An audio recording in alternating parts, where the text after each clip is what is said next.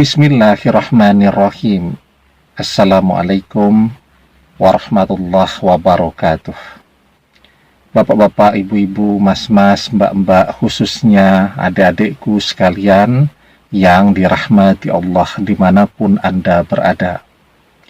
Kembali di IIP Channel bersama saya, IIP Wijayanto. Kali ini kita akan membahas tema mantan jadi tahu bahwa kamu cinta sejatinya saat ia mengkhianatimu. Ya. Nah, jadi manusia itu untuk tahu dia butuh belajar. Dia butuh pengalaman untuk bisa tahu. Ya. Jadi ketika orang melihat pemain sepak bola di TV, wah itu kan enak sekali, itu bilang, aduh lemes ya, aduh sudah tua, aduh kok tidak ditendang bolanya, dan seterusnya. Ya, ketika melihat pemain sepak bola di TV, semuanya merasa jauh lebih pintar, jauh lebih hebat, dan bisa ngajari pemain sepak bola tadi. Tapi begitu dia sendiri yang mencoba bermain sepak bola, dia akan tahu bahwa bermain sepak bola, walaupun kelihatannya mudah, itu bukan sesuatu yang mudah.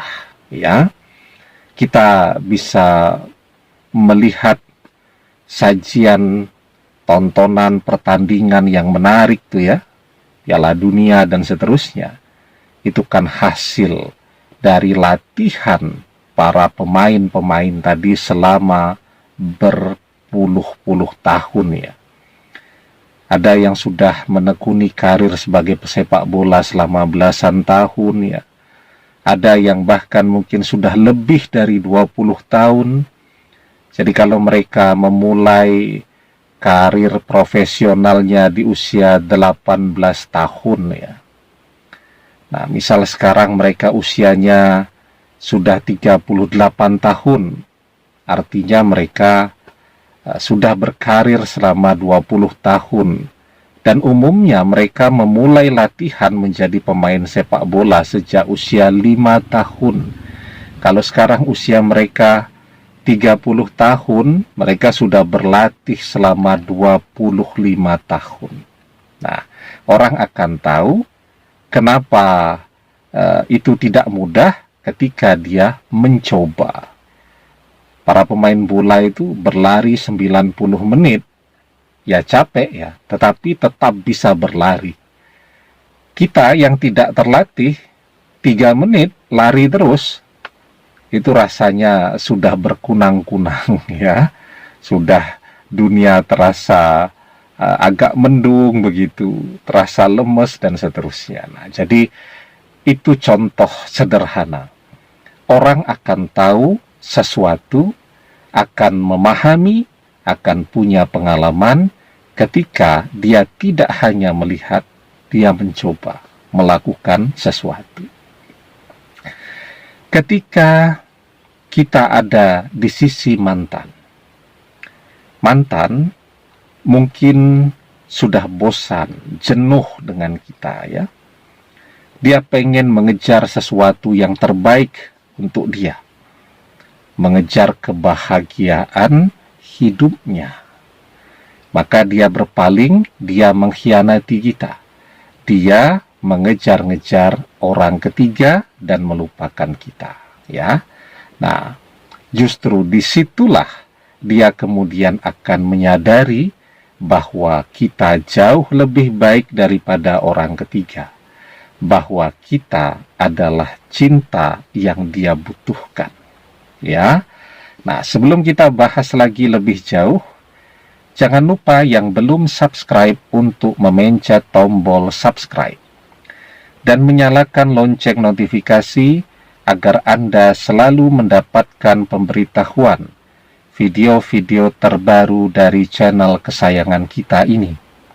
Dengan subscribe, doa-doa kita selalu terhubung, sehingga kita selalu bisa berdoa bersama-sama ya. Jadi Misal contoh ya, ada seorang laki-laki sudah beristri, sudah punya anak, bahagialah. Punya istri, tidak minta macam-macam. Bahkan pendapatan istrinya jauh lebih besar daripada dia. Sudah bisa punya rumah sendiri, punya kendaraan-kendaraan yang bagus, tahu-tahu jatuh cinta kepada wanita lain. Tentu lebih muda, tentu lebih cantik daripada istrinya. Ya. Nah, dia mengkhianati istrinya, dia berpaling kepada orang ketiga ini. Dan ternyata di situ dia baru menyadari ketika si istri sudah minta pisah, sudah minta cerai, dia pun sudah dipersilahkan untuk keluar dari rumah ya. Karena rumah itu lahannya warisan dari mertuanya, maka dia yang harus keluar dari rumah ya. Artinya dia sudah diusir dari rumah. Dan kemudian berharap wanita yang dia kejar sekarang langsung menerimanya. Ya, welcome, langsung menerima di rumahnya. Ternyata enggak. Bahkan ketemu dengan orang tuanya pun si wanita ini tidak mau, ya. Bahkan kemudian untuk segera ya menikah atau memperjelas hubungan mereka, si wanita juga tidak mau, ya. Dia pengennya tetap senang-senang saja. Nah, dan disitulah si laki-laki baru merasa dia akan terus dikecewakan, rumah tangganya hancur lebur dan seterusnya, anak-anaknya kasihan. Dan si wanita yang dia cintai ini, yang dia kejar-kejar, tidak pernah menunjukkan keseriusannya, tidak pernah menunjukkan bahwa dia sungguh-sungguh mencintai. Si laki-laki ini sudah berkorban segalanya, ya. Rumah tangganya hancur, anak-anaknya ya ikut stres semua ya. Kemudian dia jadi tidak punya rumah, harus ngekos lagi. Kemudian pekerjaannya juga kacau balau dan seterusnya. Dia sudah berkorban segalanya untuk cintanya. Tapi ternyata apa? Si wanita ini justru kemudian setelah si laki-laki ini berpisah dengan istrinya, malah rajin ngajak bertengkar, rajin ngajak berdebat, ya, dan seterusnya, ya. Belum lagi tekanan dari orang tuanya agar si laki-laki ini tidak mendekati anak mereka, ya, dan seterusnya. Akhirnya si laki-laki menyerah. Istri lepas. Wanita yang dia inginkan, yang dia cintai itu tidak pernah dia dapatkan. Yang dia dapatkan hanya kekecewaan. Ya, dia sekarang sendirian. Disitulah dia baru menyadari, ya, terlepas bahwa mungkin istrinya tidak secantik wanita yang dia cintai itu, ya, tidak semenarik wanita yang ia cintai itu, tapi paling tidak istrinya menerima dia apa adanya, ya.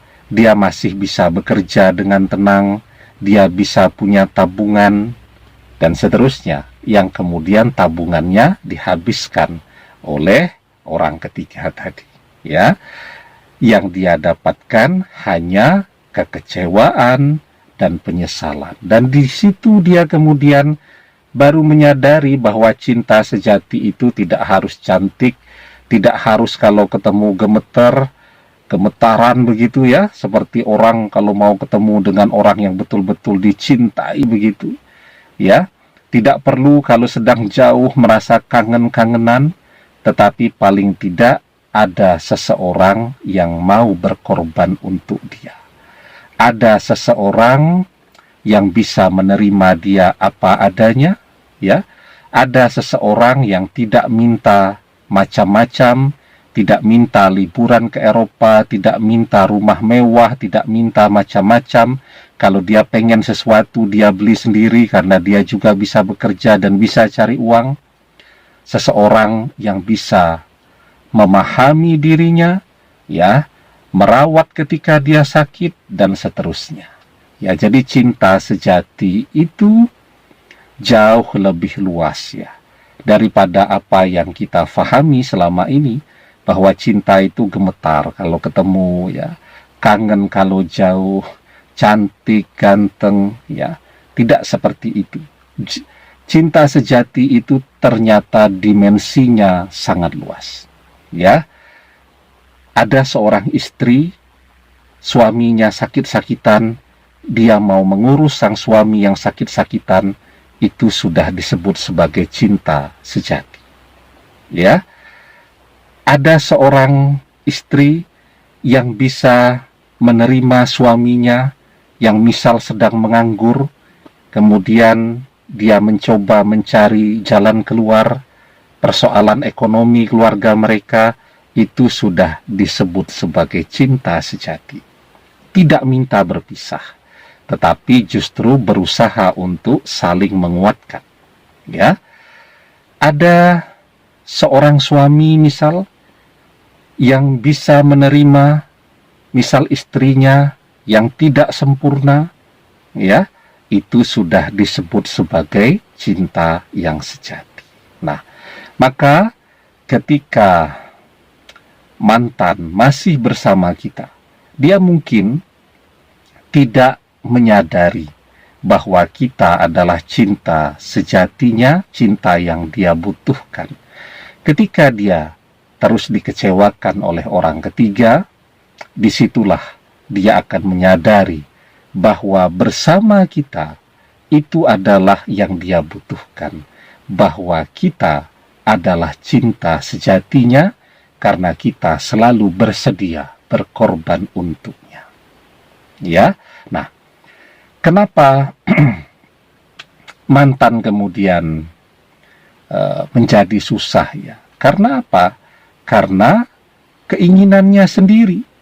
Coba kalau dia masih bersama dengan kita, dia masih bahagia, pekerjaannya oke-oke saja, masih punya rumah, dan seterusnya. Seperti si laki-laki tadi, jika dia tidak berpikir yang aneh-aneh tetap dengan istrinya, walaupun istrinya lebih tua dari dia, ya, istrinya tidak cantik, tidak menarik, dan seterusnya, hidupnya baik-baik saja. Dia punya pekerjaan dengan pendapatan yang besar, ya. Dia punya rumah, dia dekat dengan anak-anaknya, dan seterusnya tadi. Nah, kesusahan yang terjadi pada dirinya karena apa yang dia inginkan sendiri. Maka di dalam surat Yunus ayat ke-44 kita diajarkan, innallaha la yaslimun nasa say'an walakinnan nasa anfusahum yaslimun.